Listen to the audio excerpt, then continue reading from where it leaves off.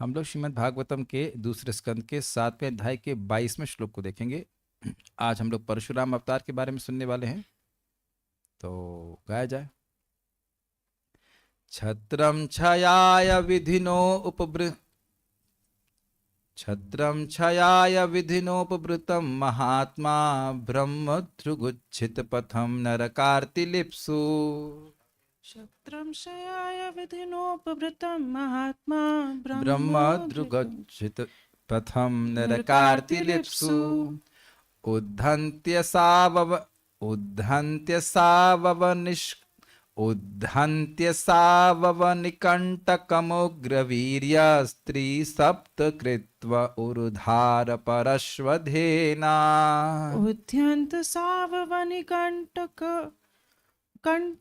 उग्रवीर्य स्त्री सप्त कृत्वा उरुधार परश्वधेना। Good. Take WFH and be our chanter. छत्रम छयाय विधिनोपपृधम महात्मा ब्रह्म ध्रुगुज्झित पथम नरकार्तिलिप्सु। शत्रं शयाय विधिनोपवृतं महात्मा ब्रह्म दृघुचितपथं नरकार्तिलिप्सु। उद्धन्त्य साववनिकण्टकमुग्रवीर्य स्त्री सप्त कृत्वा उरुधार परश्वधेना। उद्यन्त्य साववनिकण्टकमुग्रवीर्या स्त्री सप्त कृत्वा उरुधार परश्वधेना। छत्रम छयाय विधिनोपवृतं महात्मा ब्रह्म ध्रुगुज्झित पथम नरकार्तिलिप्सु। क्षत्रं क्षयाय विधिनोपवृतं महात्मा ब्रह्म दृघुच्छितपथं नरकार्तिलिप्सु। उद्धन्त्य साववनिकण्टकमुग्रवीर्य स्त्री सप्त कृत्वा उरुधार परश्वधेना। उद्यन्त्य साववनिकण्टक उग्रवीर्य स्त्री सप्त कृत्वा उरुधार परश्वधेना। वीर्य स्त्री सप्त होना चाहिए, वो स्त्री नहीं आना चाहिए। मेरे मुख से भी स्त्री से निकल रहा है। उद्धन्त्य साववनिकण्टम उद्धन्त्य साववनिकण्टकमुग्रवीर्य स्त्री सप्त कृत्वा उरुधार परश्वधेना। उद्यन्त्य साववनिकण्टकमुग्रवीर्य स्त्री सप्त कृत्वा उरुधार परश्वधेना। देखिए, अभी आपने उरुधार बोला, उरुधार र तब आएगा, ठीक है। प्रयास कीजिए, कठिन है, लेकिन ये सोचिए ब्रह्मा जी ने धारा प्रभाव बोल कैसे दिए। मुझे बोलने में दिक्कत आ रही है, उसको अर्थ सही धड़ाक से बोल दीजिए। ब्रह्मा जी है, आचार्य है। छत्रम छयाय विधिनोपवृतं महात्मा ब्रह्म ध्रुगुच्छित पथम नरकार्तिलिप्सु। क्षत्रं क्षयाय विधिनोपवृतं महात्मा ब्रह्म दृघुच्छितपथं नरकार्तिलिप्सु। उद्धन्त्य साववनिकण्टकमुग्रवीर्य उद्धन्त्य साववनिकण्टकमुग्रवीर्य स्त्री सप्त कृत्वा उरुधार परश्वधेना। उद्यन्त्य साववनिकण्टकमुग्रवीर्य स्त्री सप्त कृत्वा उरुधार परश्वधेना। एक बार और। क्षत्रम छयाय विधिनोपवृतं महात्मा ब्रह्म ध्रुगुज्झित पथम नरकार्तिलिप्सु। क्षत्रं क्षयाय विधिनोपवृतं महात्मा ब्रह्म दृघुच्छितपथं नरकार्तिलिप्सु। उद्धन्त्य साववनिकण्टकमुग्रवीर्य स्त्री सप्त कृत्वा उरुधार परश्वधेना। उद्यन्त्य साववनिकण्टकमुग्रवीर्य स्त्री सप्त कृत्वा उरुधार परश्वधेना। हरे कृष्णा। गुड. ये एक और चिंता रहती है मेरे पास, भाई बैकअप में कोई होना है तो बड़ा बोर लगता है, अकेले ही बोल लग ऐसा लग रहा है लोगों को शांति हो जाएगा, लगा ऐसा तो नहीं कोई है ही नहीं क्लास में। उपाध्याय जी आपको सीखना है, 24 तक तो हम दे दिए हैं, आज आके और बढ़ा देंगे। सीख के आइए, आपको भी सीखना है। अब ये तो इम्पोर्टेड जेंडर है, तो हमेशा नहीं रहने, तो कहते कहते हमारा देह छूट जाके वर्क फ्रॉम होम कर लीजिए यहाँ से, कि नहीं मानेंगे, कोई बात नहीं, कोई बात नहीं, you not here to, here to encourage everyone. Thank you, thank you, thank you. Okay, चलिए शुरू करते हैं आगे। बड़ा जबरदस्त श्लोक है, देखने में सिंपल लग रहा है, अभी देखिएगा, आप टीकाएं देखिएगा। जब शासक वर्ग, जो क्षत्रिय नाम से जाने जाते थे, परम सत्य के पथ से भ्रष्ट हो गए और नरक भोगने के इच्छुक हो उठे। ये सुना होगा आपने शब्द, लगता है तुम मरना चाहते हो। कभी कभी कोई गुंडा या कोई खतरनाक आदमी हो और उससे कोई पंगा ले तो बोलता है, लगता है तुम्हारे मरने की इच्छा है। मरने की इच्छा किसी को होती नहीं है, लेकिन कर्म ऐसे कर रहा है कि लग रहा है कि मरना चाहता है। तो कह रहे नरक भोगने के इच्छुक हो उठे, मतलब गलत कार्य कर रहे थे, ऐसा ऐसा चाह रहे थे। देखें जरा नरक कैसा होता है। हिंदी में, शुद्ध हिंदी में कहें तो उद्यत हो गए, उत्साहित थे नरक जाने वाले के लिए, नरक जाने के लिए। मतलब पता है कि नरक है, आजकल तो लोगों को पता, विश्वास भी नहीं करते नरक नरक नरक किसने देखा है, तो तुम ही देखना जाकर। किसने देखा है तो आप ही देख के बताना कि है कि नहीं, लेकिन वहां से बाद आने नहीं दिया जाएगा, फिर खूब बॉईल किया जाएगा वहां पर। तो भगवान ने परशुराम मुनि का अवतार लेकर उन अवांछित राजाओं का उच्छेद कर दिया जो पृथ्वी के लिए कंटक बने हुए थे। इस तरह उन्होंने अपने तीक्ष्ण फरसे के द्वारा क्षत्रियों का 21 बार उच्छेदन किया। अन्वय देखिए, असौ महात्मा, वे भगवान उग्र वीर्य, वीर का मतलब होता है शक्ति, उग्र मतलब महान, तो कह रहे महापराक्रमी परशुराम होकर क्षयाया, जगत के नाश करने के लिए, क्षय मतलब होता है नाश करना, और क्षयाया मतलब नाश करने के लिए, विधिना उपभृतम दैववशात बड़े हुए, मतलब जो भाग्यवश दैववश राजा थे वह जगत का नाश करने के लिए ही बड़े हुए थे। वो कह, देखिए अभी अजीब सी बात है, राजा प्रजा का पालन करने वाला होता है, लेकिन जब वह आसुरी प्रवृत्ति का हो जाएगा तो जैसे गीता में कहा है, छाया जगतो अहित, वह आसुरिक प्रवृत्ति के व्यक्ति लोगों, वह जगत के क्षय के लिए ही कार्य करेगा। जैसे मरने का रेट क्या है, 80% विश्व में मरने का रेट क्या है, आपको हरिचरण पता है? नहीं पता। आप में से किसको पता है मरने का रेट क्या है, कितने % लोग मर रहे हैं? तो उत्तर है 100%, सब लोग मर रहे हैं, सबको मरना ही है। लेकिन एटम बॉम्ब बनाने से लोगों की मरने की जो रेट है वो कुछ कम हो गया। क्या लगता है हरिचरण, कम हो गया कि बढ़ा दिया? बढ़ा दिया। तो उससे कुछ फायदा हुआ? लोग पहले ही मर रहे थे, अब मरने की स्पीड तेज कर दी गई। तो अब बताइए, क्या एटम बम बनाने के लिए बुद्धि नहीं लगती है? लगती है। और ये एटम बम क्या आप और मैं स्पॉन्सर कर रहे हैं? नहीं, गवर्नमेंट स्पॉन्सर कर रही है। एटम बम को भी टैक्स दिए कभी? आप लोग टैक्स में जानते होंगे, और एटम बम टैक्स होता है कुछ? एटम बम टैक्स तो नहीं देते, अब पैसे का उपयोग कर दिया जाता है, लेकिन हम लोग तो एटम बम बनाने का टैक्स नहीं दे रहे हैं ना। करोड़ों रुपए खर्च हो रहा है, तो जगत के क्षय के लिए हो रहा है कि नहीं है? तो ऐसे अब कह रहे हैं कि विधि ना, विधि का विधान था, दैवशात ये लोग जगत के क्षय के लिए उपभ्रतम मतलब बड़े हुए थे। और दूसरा अर्थ क्या है, बड़ा सुंदर, विधिना यानी कि विधाता के द्वारा क्षय के लिए उपभृतम भेंट के रूप में चढ़ाए गए थे। अब इनकी मरने की नौबत आ गई थी, इसलिए मृत्यु को ये सारे राजा एक भेंट के रूप में चढ़ाए गए थे। कुछ समझ पा रहे हैं? उपभृतम का मतलब है, एक तो है बढ़े हुए संवर्धित, और दूसरा है समर्पित। अब तक तो आप लोग अभ्यस्त हो गए होंगे अलग अलग अर्थ पकड़ने के लिए। व्यक्ति, एक ही व्यक्ति का विशेषण है, लेकिन दो तरह से समझने का प्रयास कीजिए। अगर उपभृतम का अर्थ ले रहे हैं बढ़े हुए, तो मतलब ऐसे राजा जो दैववशात विधाता की इच्छा से बढ़े हुए थे। अब इसमें समझने में कोई कठिनाई भी तो नहीं है। इसके सिरमौर थे सहस्त्रबाहु, और उनके बारे में आप सुन चुके हैं। सहस्त्रबाहु को किसका आशीर्वाद प्राप्त था? किसी को याद हुआ है? हम लोग पढ़ चुके हैं बीच में। दत्तात्रेय भगवान का जो भगवान विष्णु के अवतार थे, तो उन्हीं के अवतार, उन्हीं के आशीर्वाद से बहुत बढ़ गया था, बहुत पराक्रमी हो गया था, लेकिन उसी को भगवान ने, परशुराम ने मारा। तो आप समझ सकते हैं कि भगवान की कृपा से वो बढ़ गए थे। ऑब्वियसली भगवान नहीं चाहते कि लोग खराब आदमी बढ़े, लेकिन अब उसने भगवान की पूजा करी तो उसे बल प्राप्त हुआ था। तो दो अर्थ समझ पा रहे हैं इसके आप। छाया विधिना उपभृतम, अगर कहें उपभृतम मतलब संवर्धितम, तो वह सारे राजा के जितने भी थे वह जगत के क्षय के लिए बढ़े हुए थे, इसलिए परशुराम जी ने मार दिया। दूसरा अर्थ क्या है, विधाता के द्वारा इनकी अब मृत्यु निश्चित थी, ये सब लोग मृत्यु को भेंट के रूप में समर्पित, उपभृतम मतलब समर्पित थे, इसलिए परशुराम जी ने मार दिया। उनको बहुत अच्छा लग रहा है, देख रहे हैं कितना कितना सुंदर अर्थ आ रहा है।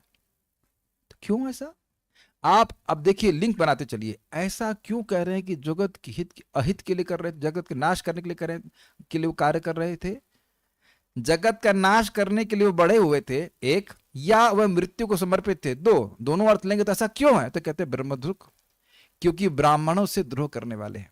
देखिए ये बहुत बड़ी शिक्षा प्राप्त हो रही है कि दत्तात्रेय भगवान के द्वारा आशीर्वाद प्राप्त किया था सहस्त्रबाहु अर्जुन ने, कार्तिवीर अर्जुन ने, अर्जुन नहीं कार्तिवीर अर्जुन, जिसके हजारों बाहु थे, फिर भी ब्राह्मणों का द्रोह करने से सारे उसके आशीर्वाद निरस्त हो गए, भगवान ने इसको मार दिए। वो ब्राह्मण हिताय, जो ब्राह्मण का विरोधी है, ब्राह्मणों का जो सच्चे ब्राह्मण उनका विरोधी, उनसे द्रोह करता है, यानी कि उनकी आज्ञा पालन नहीं करता है, तो वो परम सत्य के मार्ग से अलग हो जाएगा। भाई ब्राह्मण तो परम सत्य के मार्ग पे चलते हैं, भगवान की भक्ति करते हैं, तो वो भगवान की भक्ति का उपदेश देते हैं। तो जो ब्राह्मण से द्रोह कर रहा है, इसका मतलब क्या हुआ, वह भगवान की भक्ति का द्रोह कर रहा है, तो इसलिए वह मृत्यु को पार होगा। जैसे हम सुन चुके हैं, वेण ब्राह्मणों से द्रोह कर रहा था, भगवान विष्णु की उपासना नहीं कर रहा था, तो उन्हीं ब्राह्मण ने क्या किया, बस हुंकार के वही मार के ढेर हो गया। तो ब्राह्मणों से द्रोह करने के कारण ही उस पर इनकी ऐसा गुण बताया जा रहा है कि छाया विधिना उपभृतम। ब्राह्मण को द्रोह करने से उनमें क्या गलती हो गई, तो कह रहे उज्जित पथम, क्योंकि ब्राह्मण से द्रोह कर रहे हैं इसलिए उन्होंने परम सत्य का मार्ग त्याग दिया। उज्जित शब्द आपने कहीं और सुना है, भागवत में कहीं सुना है अब तक, धर्मा प्रोजित कैटबोत्र परमो निर्मत्सराणाम सताम। इस श्रीमद् भागवतम से जो भी कैटव धर्म है, चीटिंग धर्म है, उनको उज्जित झाड़ू मार करके बाहर निकाल दिया, अलग हटा दिया गया है। तो कह रहे उज्जित पथम, जो सतपथ है उससे अलग चले गए, विपरीत चले गए, बिल्कुल जो सतमार्ग है उसको झाड़ू मार के उन्हें बाहर कर दिया। नहीं, हमें करना ही नहीं है। कुछ लोगों के जीवन में तो पुण्य वो करना ही नहीं चाहते, से जगाई मदाई। वो शास्त्र पढ़ते थे, पता है उनको शास्त्र ज्ञान था। वो शास्त्र का ज्ञान क्यों इकट्ठा करते, कौन सा पाप है जो रह गया है, जो पाप, घर नहीं चला, चलो आज घर चलाते, उसको मर्डर नहीं किया, ब्रह्म हत्या नहीं करी, ब्रह्म हत्या करते। ऐसे वो शास्त्र पढ़ते थे कि कैसा कौन सा पाप रह ना जाए, पाप करने के लिए सारे पाप करते थे। तो जीवन में कोई पुण्य ना, पुण्य गलती से भी पुण्य ना हो जाए। इसमें मुझे बात याद आ रही है कि एक, इसको कहते हैं हम लोग, मैं डांट लगाने में कहते हैं HNS आतंकवादी। HNS आतंकवादी का मतलब क्या हुआ, हम नहीं सुधरेंगे, कुछ भी हो जाए ये नहीं सुधरे। उस HNS गैंग के लोग होते हैं। तो इस संबंध में कहानी सुनाते थे कालू मालू की। तो कालू मालू जो है पिताजी के, उनके 2 लड़के थे पिताजी के, तो मैथमेटिक्स सीखना, पढ़ना ही नहीं चाहते। तो एक बार मैथमेटिक्स के टीचर आया और उन्होंने कहा कि पढ़ाइए उसको। बड़ा सारे टीचर फेल हो गए, तो बड़ा प्रसिद्ध टीचर आया, कहता उसने भी बड़ा प्रयास किया, नहीं सीखना चाहते ही नहीं थे वो। तो एक बार उसने कहा, ट्रिक लगाई, कहा कालू ये बताओ कि इस गैया के कितने पाँव हैं। 1 2, उतने में मालू, अरे तुमको मैथ्स पढ़ा रहा है और तुरंत भाग गए। नहीं, तो समझ रहे, एकदम जैसे उन्हें मैथ्स पढ़ना ही नहीं चाहते, उस तरह से उज्जित पथ, अर्थात ब्राह्मणों की बात ही नहीं करना है, बात ही नहीं सुनना है। ऐसे जगत में लोग हैं आजकल जो कहते हैं कमाने के धंधे हैं भाई, कुछ नहीं है, और अपना काम करते हैं, कुछ नहीं, लोग सब फर्जी करे, कुछ काम करो, कुछ मेहनत करो। ये बताइए कि अब किसी की गर्दन ही काट दी जाए तो उसके हाथ पांव की मेहनत करने का प्रयोजन क्या रहेगा। कृपा जी बोलते हैं आज तो समाज में आवश्यक है कि जो बुद्धिमान वर्ग है वह ब्राह्मण की तरह कार्य करके लोगों को जीवन में मार्गदर्शन करे, नहीं तो लोग मनुष्य के जीवन जी ही नहीं रहे। हाँ, एक्चुअली उज्जित पथ है।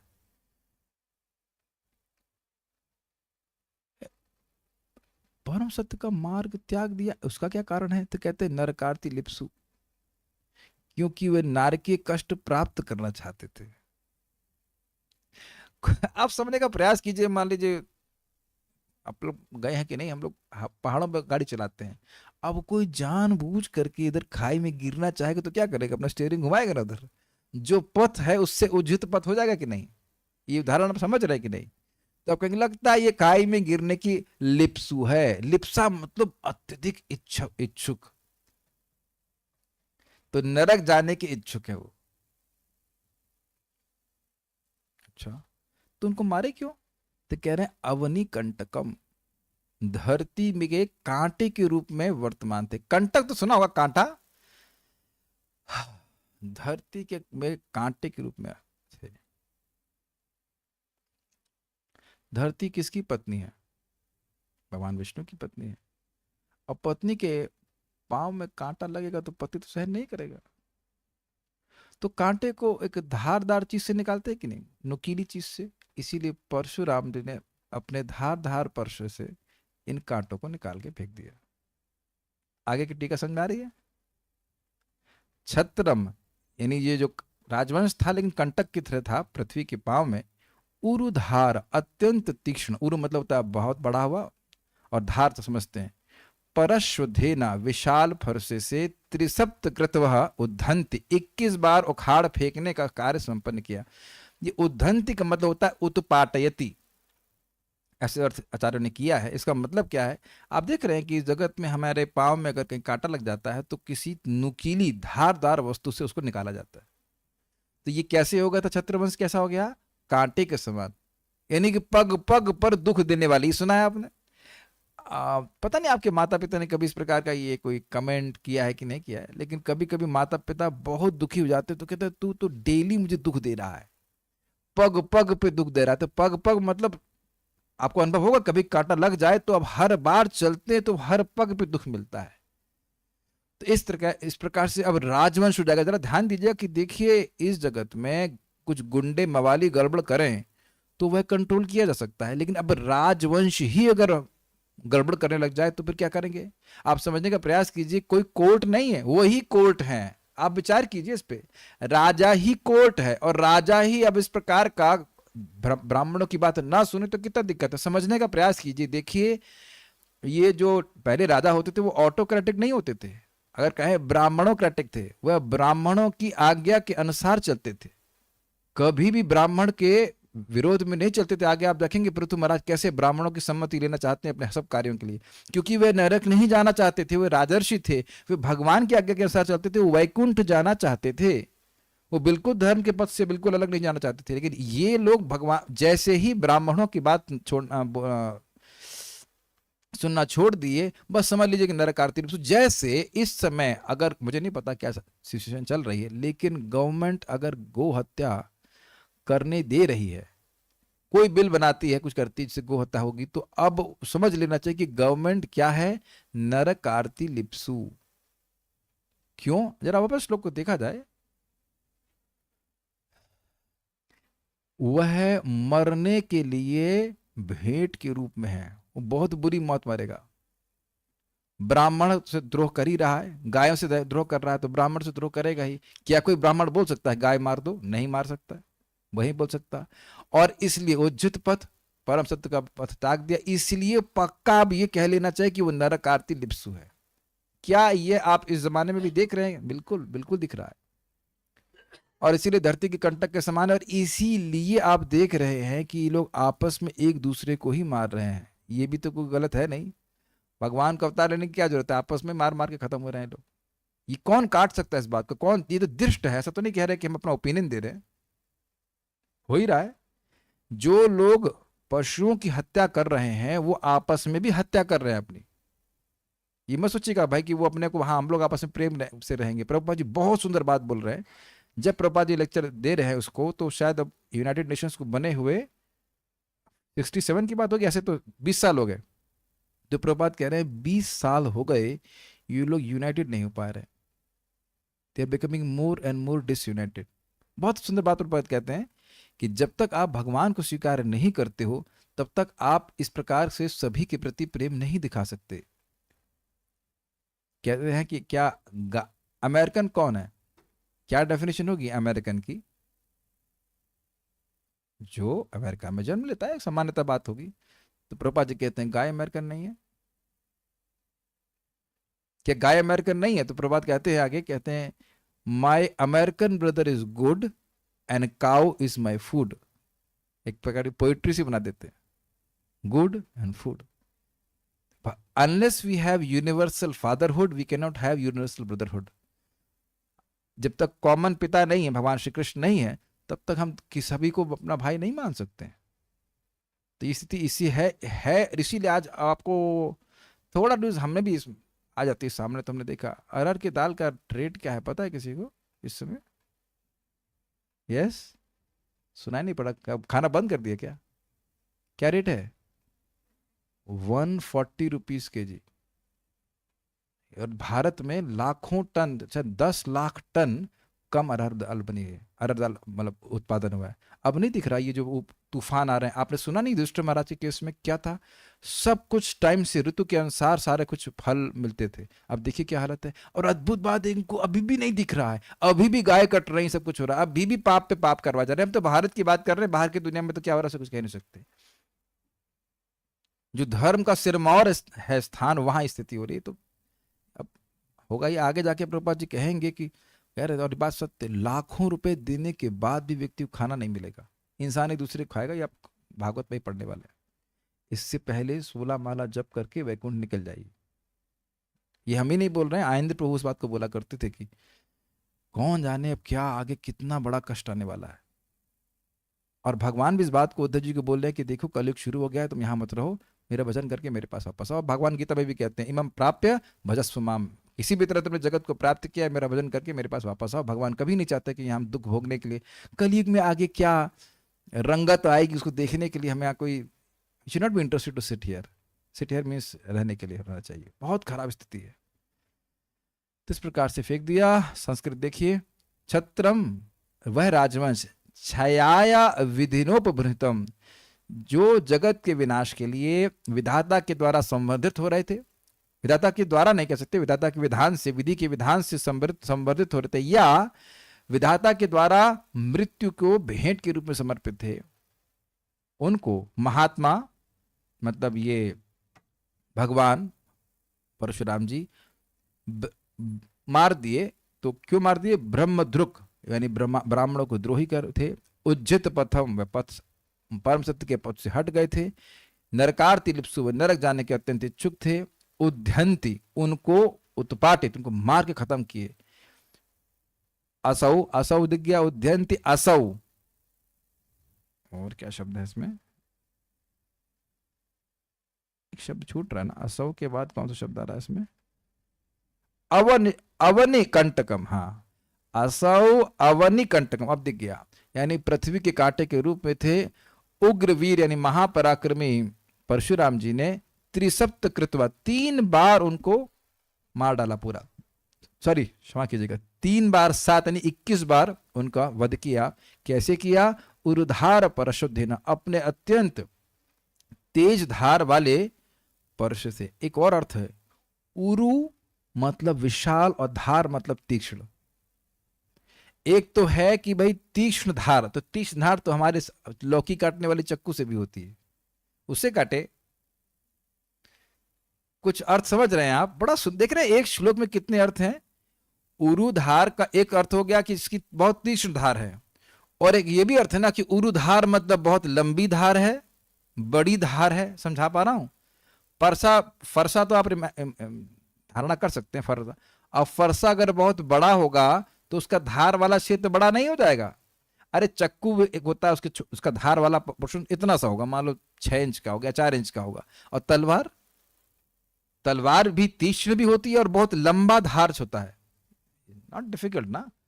तो उनका फरसा यहाँ की तरह से छोटा सा फरसा नहीं होता। अगर आप लोग कभी गए हो, मैं कहाँ गया था, शायद जयपुर में या कहाँ तो था ना, अजमेर में कहीं तो मैं देखा था, मुझे एकदम याद नहीं आ रहा है, वो महाराणा प्रताप या किसकी बहुत बड़ी क्या कहते हैं उसको, तलवार, उसको आप उठा नहीं सकते। नहीं, इधर ग्वालियर में, ग्वालियर के राजा, वहां पे कुछ म्यूजियम है, वहां पे महाराणा प्रताप की या किसी की है, बड़ी प्रबल तलवार रखी, 50 किलो की तलवार सुनते हैं वहां पे। चला ही लेंगे हम लोग ना 50 किलो।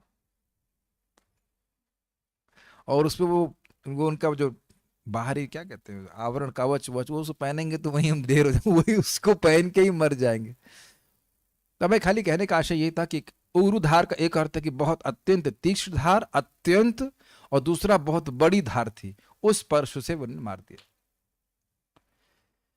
उम्मीद है कि समझ में आ रहा होगा। पूरी मूवी देखिएगा, आज एक्शन मूवी है, अभी तो खाली आपको श्लोक समझा रहे हैं, एक्शन मूवी दिखाएंगे। श्रीधरी, इस श्लोक में ब्रह्मा जी ने परशुराम अवतार का वर्णन किया है। संसार का नाश करने के लिए दैवशात बड़े हुए अथवा मृत्यु को समर्पित, दोनों अर्थ मैंने आपको समझा दिए। ब्राह्मणों से द्रोह करने के कारण सन्मार्ग का परित्याग किए हुए, यानी भगवान की भक्ति का त्याग किए हुए, उसके फलस्वरूप नारकीय कष्ट प्राप्त करने के इच्छुक के समान तथा पृथ्वी के कंटक तुल्य क्षत्रिय राजाओं का श्रीहरि ने विनाश अपने दीर्घ तथा तीक्ष्ण धार वाले परसे से किया। समझ में आया? उरु मतलब बहुत बड़ा फरसा, और धार मतलब बहुत तीव्र धार थी उसकी। सारार्दर्शनी, इस श्लोक में परशुराम अवतार का वर्णन है। उन्होंने क्षत्रियों का वध किया जो विधाता अनुसार छाया अर्थात मृत्यु को एक उपभृतम अर्थात भेंट थे। भाई वही अर्थ है, अर्थात वह रौद्र रस से पूरित भगवान परशुराम को उपहार के रूप में समर्पित किए गए थे, ये अर्थ है। वह मृत्यु को समर्पित किए गए थे, तो ऐसा लग रहा है कि परशुराम जी नहीं मार रहे हैं, कोई और मार रहा है, ऐसे भाव आ रहा है। लेकिन देखिए वो मूर्तिमान मृत्यु ही थे। अब देखो मरते हुए तो हम सबको देख रहे हैं, कि मृत्यु को कोई नहीं देख रहा है। हम लोगों को मरता हुआ देख रहे हैं, लेकिन मृत्यु को देखिए आप, हम लोगों की मृत्यु देख रहे हैं लेकिन मृत्यु को तो नहीं देख रहे हैं। मृत्यु काइंड ऑफ इम्पर्सनल सी लगती है, तो कह रहे मूर्तिमान, मानो परशुराम जी मूर्तिमान मृत्यु थे और उनको भेंट चढ़ाई गई विधाता के द्वारा। मारिए, खत्म करिए इसको ऐसे करके, लाओ लाओ लो। कितना हत्ते चढ़ जाना सुना है आपने? कभी कभी टीचर के हत्ते चढ़े होंगे हम लोग, है ना, इतने सूताई होता है। वैसे तो हम लोग तो खैर ऐसे नहीं पीटे, हमारे थोड़ा बहुत कान वान खींच दिया कभी कभी, अच्छे बच्चे थे। लेकिन हमको बता रहे थे, एक ब्रह्मचारी भक्त बता रहे थे कि वो उनके पिताजी जब लेके गए टीचर को, कहते बस उसकी हड्डी हड्डी छोड़ देना। इतना मारना कि यहाँ तो लड़का पढ़ने वाला नहीं है, इतना मारना कि बस हड्डी रह जाए। इतना तो वो नहीं मारे, लेकिन जो भी हो उसे कहते हैं हत्ते चढ़ गए वो लोग। किंतु क्षत्रियों के इस प्रकार संहार का कारण क्या था? उसके हेतु को कहते हैं कि क्षत्रियों ने ब्राह्मणों के विरुद्ध हिंसा की थी, अतः यही कारण था कि भगवान ने उनका वध कर दिया। तो आप लोगों के मन में प्रश्न आ रहा था, कि आ ही रहा होगा कि क्या हिंसा थी। घबराइए मत, आज ही सुनाएंगे क्या हिंसा हो गई थी ब्राह्मणों के प्रति, जिसको परशुराम जी जो स्वयं ब्राह्मण परिवार से हैं, उन्हें क्षत्रियों का वध कर दिया, जबकि क्षत्रियों का वध नहीं करना चाहिए। बाल प्रबोधनी, अब ये थोड़ा अलग ट्विस्ट लेते हैं। इस प्रकार क्षत्रिय हनन के द्वारा भगवान की निर्दयता सूचित होती है। यदि यह शंका हो तो कहते हैं कि वे क्षत्रिय तो छाया अर्थात अपने सहार के लिए विधिना अर्थात उनके प्रारब्ध के द्वारा उपब्रह्मतम मतलब समर्पित थे। कहे अरे भगवान के अवतार हैं और क्षत्रियों को 21 बार मार रहे हैं, गला काट रहे हैं, बड़े निर्दयी होंगे। तो कहते ना, वो लोग तो अब अपने प्रारब्धवशी मरने के लिए अब क्या कहेंगे तुले थे। इसमें भगवान की कोई निर्दयता नहीं है। उनके हनन में भगवान की निर्दयता नहीं थी, यह भाव है। वो काम ही ऐसा कर रहे थे कि मरना है। अब जैसे मान लीजिए उग्रवादी गलत काम करते हैं तो पुलिस उन्हें गोली मार देती, तो आप कहते हैं निर्दयी है, बड़ा अच्छा है माना जाता है। आप देखेंगे कि अभी भी उग्रवादी मारे जाते हैं जो बहुत परेशान करते हैं, जो मासूम लोग को जान से मारते रहते हैं फर्जी में, तो उनके मारे जाने पे जनता को प्रसन्नता ही होती। तब तो नहीं कहते कि पुलिस निर्दयी है या आर्मी निर्दयी, बल्कि अब उसको पूरे पुरस्कार दिया जाता है। वाकई बात ऐसा है कि जो गोली चला रहा था कहेगा अरे इस उग्रवादी को कष्ट होगा, जाके पप्पी ले लो, ऐसा नहीं होता है। उसको गोली ही मारनी पड़ती कि नहीं, क्योंकि वो काम ऐसा कर रहा है। अब उसका भाग्य ऐसा है, जो भी करे जो काम ऐसा कर रहा है कि उसे मारा जाएगा। उसका ही मतलब क्यों मारा, तो कहते हैं उसका हेतु था कि वे नरकार्ति लिप्सु अर्थात नरक के दुख की लिप्सु। तो चाहते कि भाई नरक जाके देखे कि नरक है कि नहीं, मतलब नरक का दुख भोगे, बड़े उत्साहित थे। वह क्यों भाई, नरक का दुख भोगने में क्यों इंटरेस्टेड है कोई व्यक्ति? तो कहते हैं कि वे अवनि कंटकम अर्थात धरती के लिए कांटे के समान थे।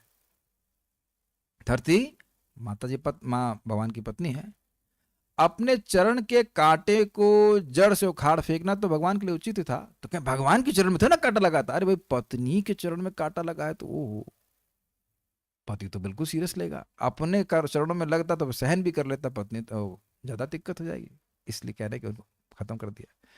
कंटक होने के हेतु को कहते हैं कि क्यों हो गए वे कंटक, तो कहते हैं ब्रह्मदुख अर्थात ब्राह्मणों से द्रोह कर रहे थे, और उसका भी हेतु था कि वे उज्जित पथम अर्थात वेद मार्ग को त्याग चुके थे।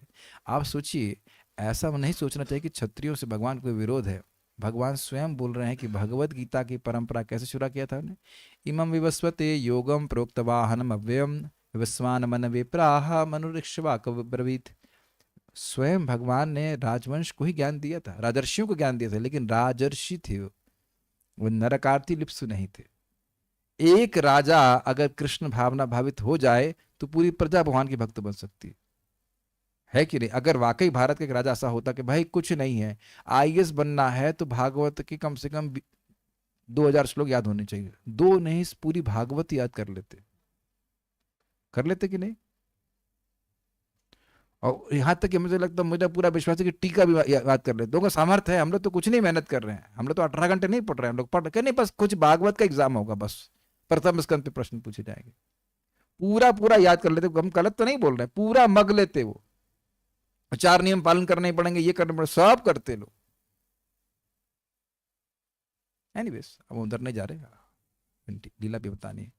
तात्पर्य, ब्रह्मांड के किसी भी भाग में, चाहे वह इस लोक में हो या अन्य लोकों में, शासन करने वाले क्षत्रिय वास्तव में सर्वशक्तिमान भगवान के प्रतिनिधि होते हैं। अर्थात जो भगवान बात बोल रहे हैं वही बात वह बोलेंगे और उसको क्रियान्वित कराएंगे, ये होता है प्रतिनिधि का अर्थ। उनका कोई अपना एजेंडा नहीं होता है। बहुत सिंपल सी बात प्रभुपाद जी कहते हैं, लेकिन आप देखेंगे इस जगत में कोई पियोन समझते हैं आप, पियोन आपको डीएम का आदेश देख के आता है, तो वो पियोन भी प्रतिनिधि है। क्यों प्रतिनिधि है? क्यों रिप्रेजेंटेटिव है? रिप्रेजेंट, ही रिप्रेजेंट्स, जो उसको दिया गया है उसको दोबारा प्रस्तुत कर रहा है, वो अपने से कुछ नहीं जोड़ रहा है। तो राजा का कर्तव्य है कि प्रजा को सन्मार्ग में लगाए, भगवान के प्रतिनिधि, कितनी बड़ी बात है।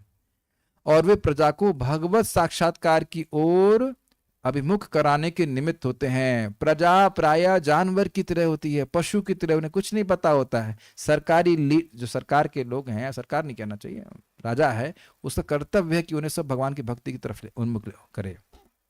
प्रत्येक राज्य तथा इसके प्रशासक का, चाहे प्रशासन क्या जैसा भी हो, राजतंत्र, तानाशाही, लोकतंत्र इत्यादि, मुख्य कर्तव्य प्रजा को भगवत साक्षात्कार की ओर अभिमुख करना है। और ये देखिए, इस समय प्राय लोग सोचते हैं कि ये ऑप्शन है, भगवान की भक्ति करना ऑप्शन है, जब सारे काम निपट जाएं, थोड़ा बहुत समय बचे तब भागवत सुनो, यही सोच रहे कि नहीं।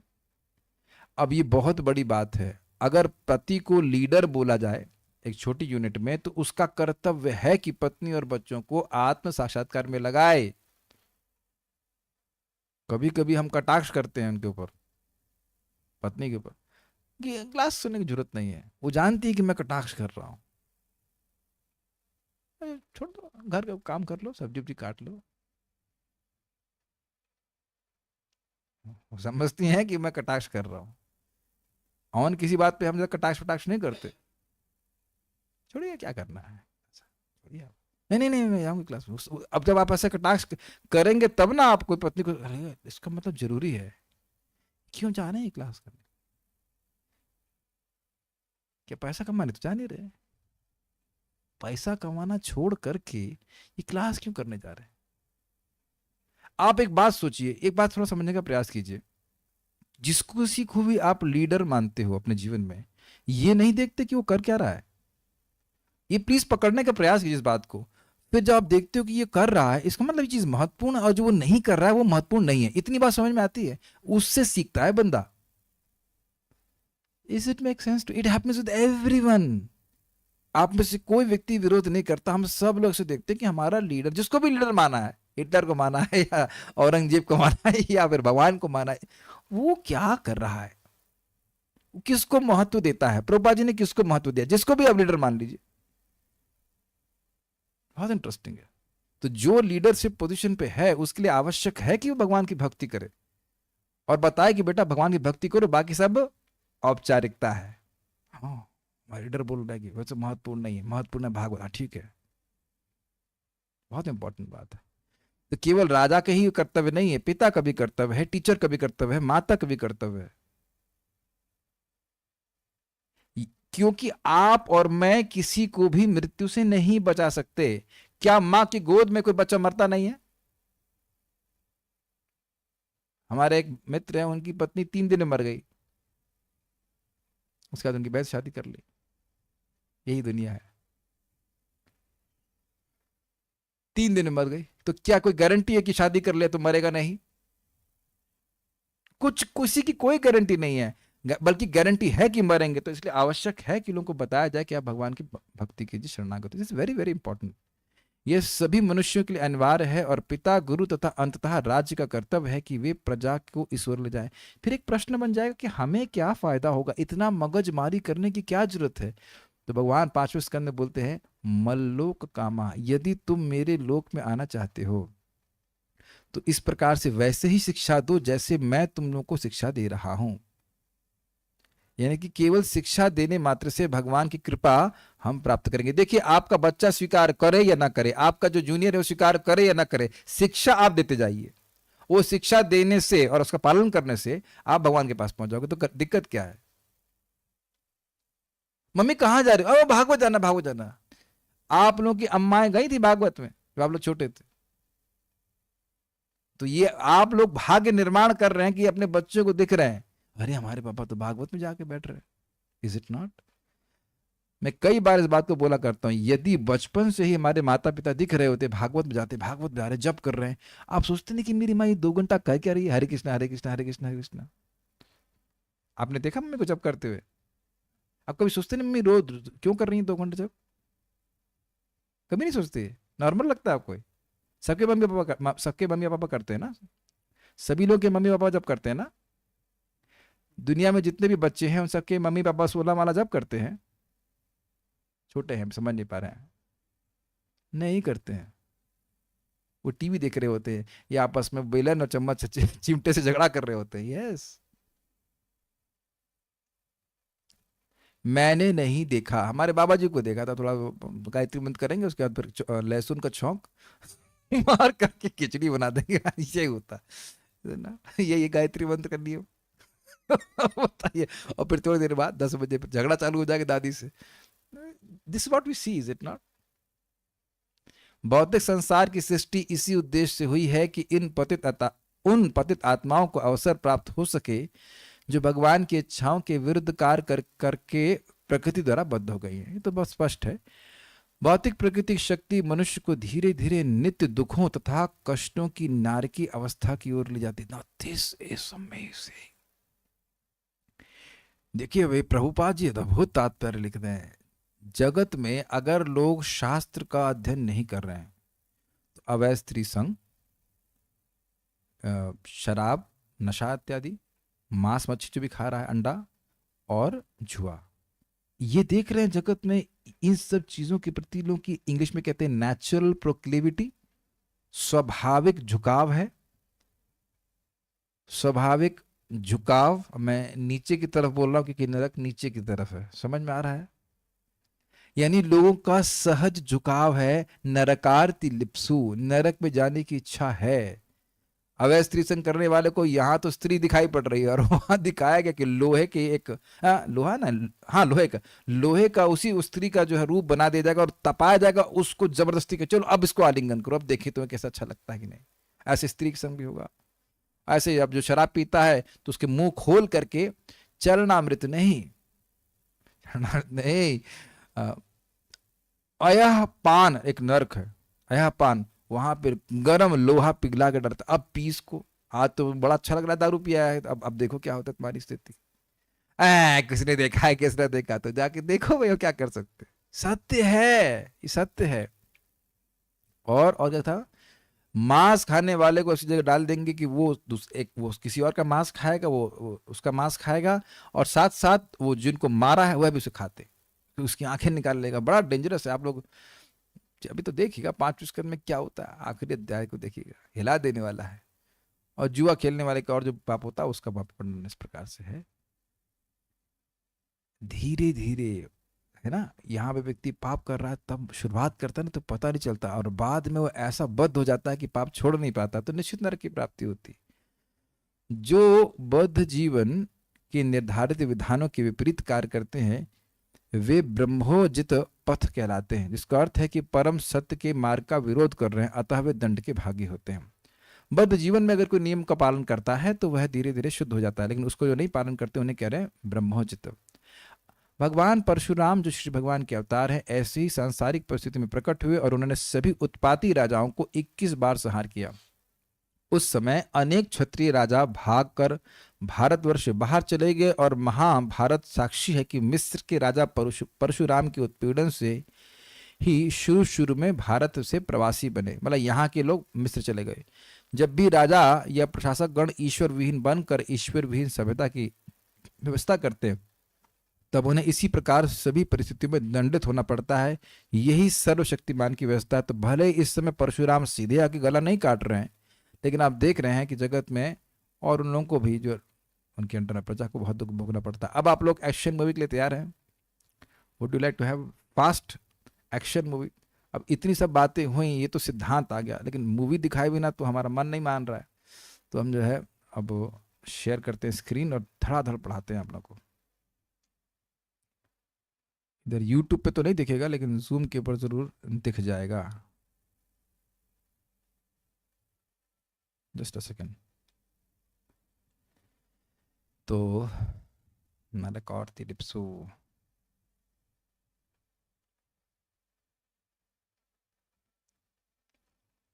16 और 15।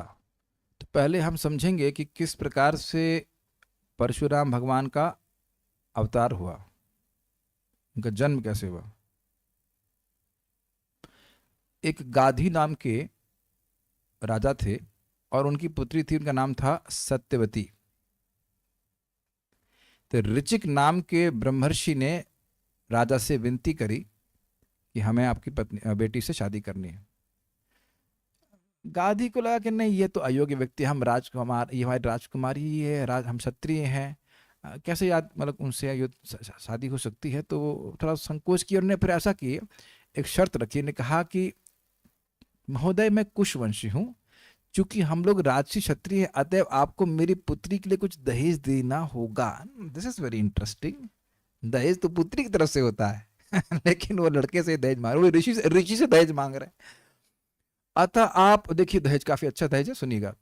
अतः आप कम से कम 1000 ऐसे घोड़े लाए जो चांदनी की तरह उज्जवल हों और उन जिनके एक कान दाया और बायां काला हो, दाया या बायां काला हो। देखा होगा आपने ऐसे, है ना, देखा है? चांदनी की तरह उज्जवल और एक कान काला, एक ही होना चाहिए, दोनों नहीं। हमने तो एक देखा नहीं है और इस ऋषि से 1000 मांगे, मतलब समझ गए कि शादी नहीं करना चाहते।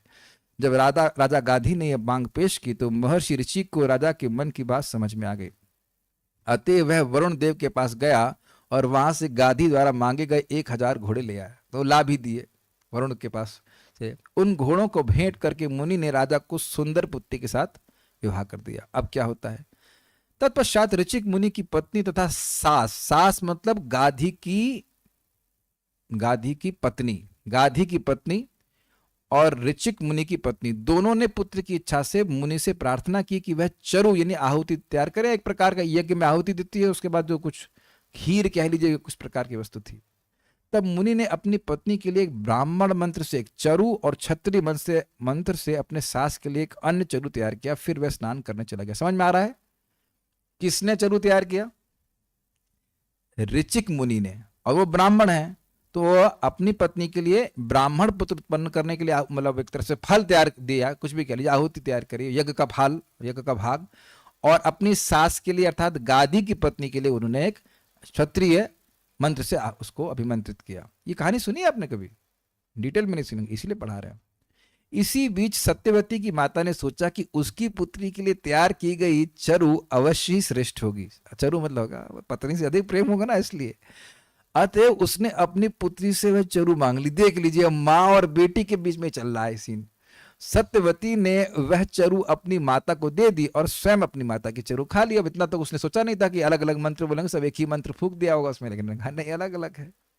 जब ऋषि ऋचिक स्नान करके लौटे और उन्हें यह पता लगा कि उनकी अनुपस्थिति में क्या घटना घटी है, तो उन्होंने अपनी पत्नी सत्यवती से कहा, तुमने बहुत बड़ी भूल की है। तुम्हारा पुत्र घोर क्षत्रिय होगा। किसका? ऋचिक मुनि का।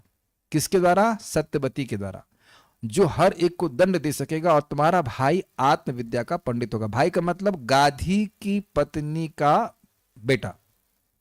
वो ब्राह्मण हो जाएगा। किसी ब्राह्मण मंत्र वाला जरूर मिल गया था। सब लोग कहानी सुन पा रहे हैं, समझ पा रहे हैं? ठीक है। किंतु सत्यवती ने मधुर वचनों से ऋषिक मुनि को शांत किया और प्रार्थना की कि उसका पुत्र क्षत्रिय की तरह भयंकर न हो। देखिए, स्वाभाविक सी बात है, जगत में जो क्षत्रिय होते चाहते हैं कि क्षत्रिय उत्पन्न हो, और ब्राह्मण चाहते हैं कि हमारा पुत्र ब्राह्मण हो, तेजस्वी हो।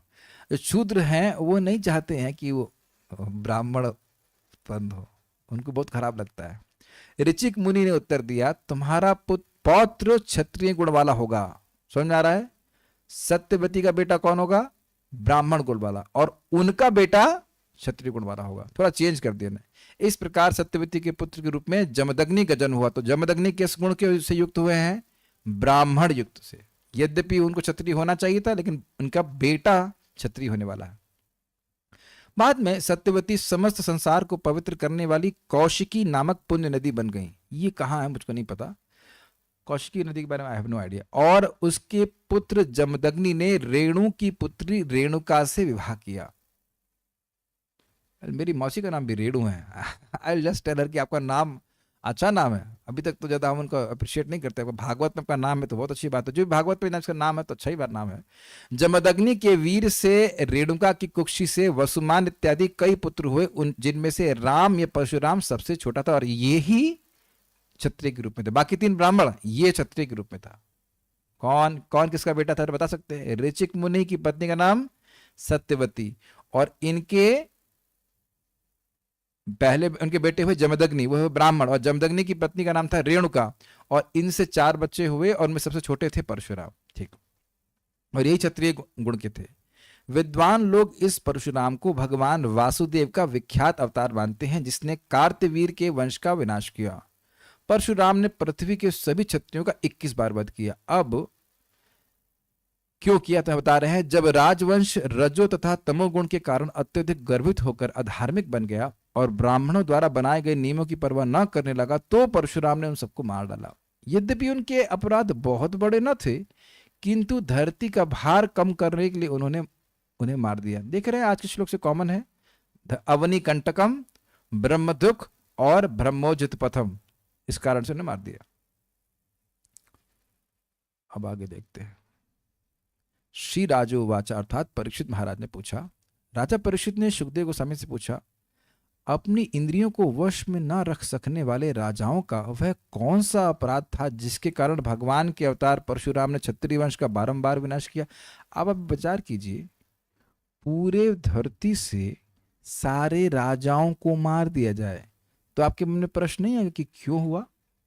आप मान लो हिस्ट्री ही पढ़ो और कहो कि इस राजा ने या किसी इस व्यक्ति ने सारे राजाओं को मार दिया, तो आपके मन में प्रश्न नहीं आएगा कि ऐसा क्या हो गया कि सारे राजाओं को मार दिया?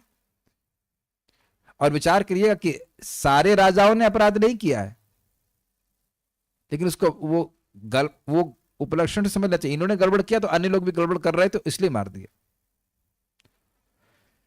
सुखदेव गोस्वामी ने कहा, क्षत्रिय श्रेष्ठ है राज कार्तवीर अर्जुन ने भगवान नारायण के स्वांश दत्तात्रेय की पूजा करी।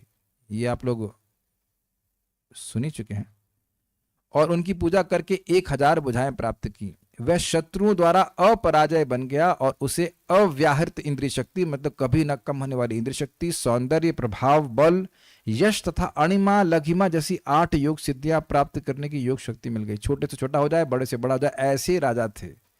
इस तरह पूर्ण ऐश्वर्यशाली बनकर वह सारे संसार में वायु की तरह बेजोड़ बनकर घूमने लगा। जैसे वायु हर जगह घूमती, कोई रोक नहीं सकता, उस प्रकार से घूम रहा था। कौन है ये? नाम क्या है?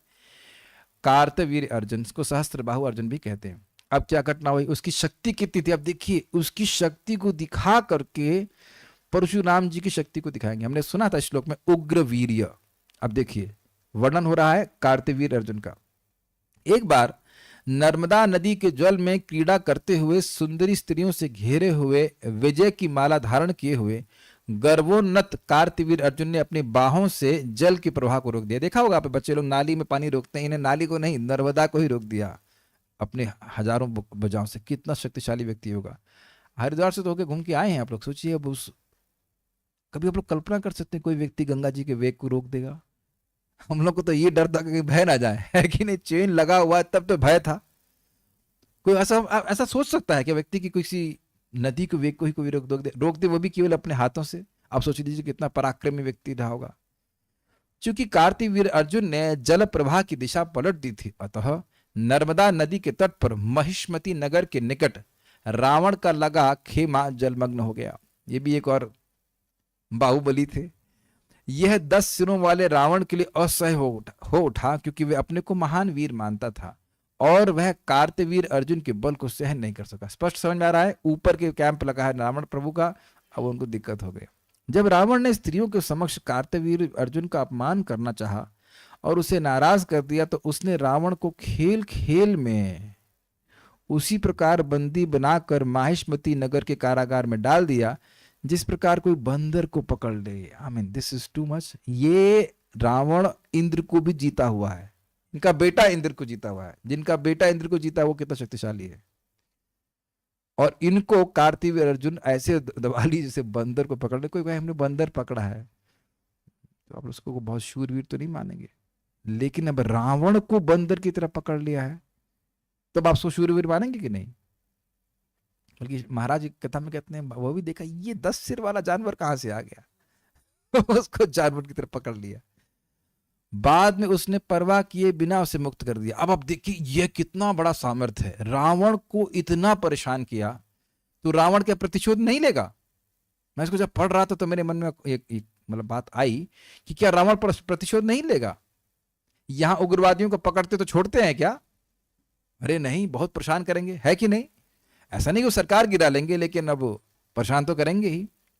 इस जगत में भी ऐसा देखा जाता है, लेकिन उन्हें बिना परवाह के, तू कर क्या कर लेगा, तू क्या कर लेगा, कभी भी समझ रहे? ये स्थिति, कर क्या लेगा तू ये स्थिति भाई। जैसे आप किसी बंदर को पकड़ने बंदर को छोड़ देंगे तो बंदर क्या कर लेगा आपका? कुछ नहीं कर पाएगा बंदर। नोचने का प्रयास कुछ नहीं कर पाना। इस तरह से ये सामर्थ्य था कार्तवीर अर्जुन का। एक बार जब कार्तवीर अर्जुन, अब देखिए घटना चेंज हो रही है। ये कार्तवीर अर्जुन का पराक्रम क्यों बताया गया? ताकि उग्रवीर की व्याख्या हम समझ सके कितने शक्तिशाली परशुराम जी थे। ठीक, ये कार्तवीर अर्जुन अकेला रावण को दबा दिया है, ये बात ध्यान रखना आप। ठीक है, एक बार जब कार्तवीर अर्जुन बिना किसी कार्यक्रम के एकांत जंगल में घूमकर शिकार कर रहा था तो वह जमदग्नि के निवास के निकट पहुंचा। जमदग्नि के कौन है? परशुराम जी के पिता। Very good. जंगल में कठिन तपस्या में रत ऋषि जमदग्नि ने सैनिकों, मंत्रियों तथा पालकी वाहकों समेत राजा का अच्छी तरह स्वागत किया। अद्भुत घटना। और ऐसी घटना हुई थी किसके संग? और वशिष्ठ और क्या नाम था उनका, विश्वामित्र, जब वो राजा के रूप में थे तब भी उन्होंने इन अतिथियों की को पूजा करने वाली सारी सामग्री जुटाई, क्योंकि उनके पास कामधेनु गाय थी जो हर वस्तु प्रदान करने में सक्षम। अब इनका दिमाग घूम गया, इतने तपस्या में लगा हुआ व्यक्ति और इतनी सारी वस्तु कैसे दे रहा है? कार्तवीर अर्जुन ने सोचा कि जमदग्नि उसकी तुलना में अधिक शक्तिशाली एवं संपन्न है। ब्रह्मद्रोह दिख गया आपको? ब्राह्मणों के देखो कि उन्होंने कितने प्रेम से उनकी सेवा करी और ये उनसे द्रोह करने लगा क्योंकि उसके पास कामधेनु रूपी रत्न है। अतएव उसने तथा उसके है जनों ने जमदग्नि की सत्कार की अधिक प्रशंसा नहीं की, उल्टे वे उस कामधेनु को लेना चाहते थे जो अग्निहोत्र यज्ञ के लिए लाभदायक थी। तो देखो उन्हें कोई दिक्कत नहीं, अग्निहोत्र ने यज्ञ करना था जो करते थे, क्या नाम है उनका,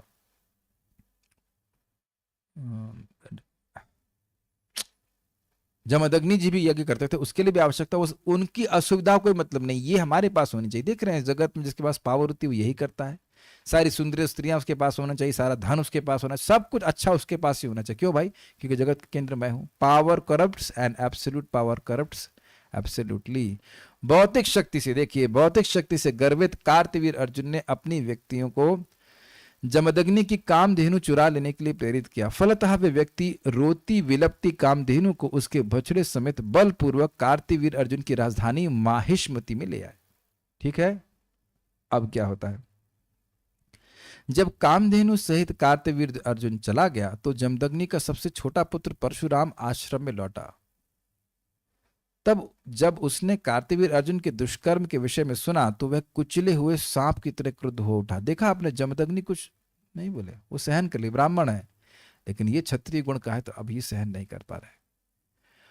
अपना भयानक फरसा क्या सुना था हमने अभी, उरुधार परश्वधेना, अपना भयानक फरसा, ढाल, धनुष तथा तर्कस लेकर अत्यधिक क्रुद्ध परशुराम ने कार्तवीर अर्जुन का पीछा किया, जिस तरह सिंह हाथी का पीछा करता है। क्या आशय है, सिंह हाथी को मार डालता है, सिंह हाथी से डरता नहीं है।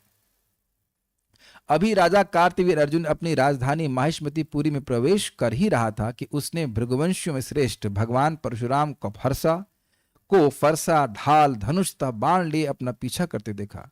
परशुराम जी ने काले हिरण की खाल पहन रखी थी, आप लोग समझ ही रहे होंगे, कुछ वेश उनका स्मरण हो, और उनका जटाजूट सूर्य के तेज जैसा प्रतीत हो रहा था। ये करो इंटरेस्टिंग है, बालों में इतनी चमक, चेहरे में चमक तो सुनी, लेकिन बाल, उनका जो जटा थी वो ऐसा चमक रहा था जैसे सूर्य। तो आप समझ सकते हैं कितने तेजस्वी हैं, हम लोग समझ नहीं सकते कि कितने तेजस्वी है। परशुराम को देखते ही कार्तवीर अर्जुन डर गया। अभी तो युद्ध हुआ भी नहीं शुरू, जो रावण को बंदर की तरह दबा दिया वो परशुराम जी को देख के ही डर गया। कुछ समझ में आ ही रहा हो कितने उग्र वीर थे परशुराम जी। और उसने तुरंत ही उनसे युद्ध करने के लिए अनेक हाथी, रथ, घोड़े तथा पैदल सैनिक भेजे, जो गदा, तलवार, बाण, रिष्टि, शतघ्नि, शक्ति इत्यादि विविध हथियारों से युक्त है। फिर सीन चेंज कीजिए, रावण को अकेले दाब दिया था ये, और यहां पूरी सेना के साथ है, परशुराम जी को हिला नहीं पा रहा है। उसने परशुराम को रोकने के लिए पूरे 17 अक्षौहिणी सैनिक भेजे, किंतु भगवान परशुराम ने अकेले ही सबों का सफाई कर दिया। जस्ट इन केस अगर आपको कुछ इंफॉर्मेशन पता है कि नहीं, महाभारत में टोटल 18 अक्षौहिणी थी, टोटल 11 और 7, 11 कौरवों की और 7 पांडवों की, और वह हम बहुत बड़ा सहार मानते हैं। और कितनी मेहनत लगी मारा काट करने में, लेकिन यहां अकेले परशुराम जी मार दिए। This is basic. और उधर कार्तवीर अर्जुन है।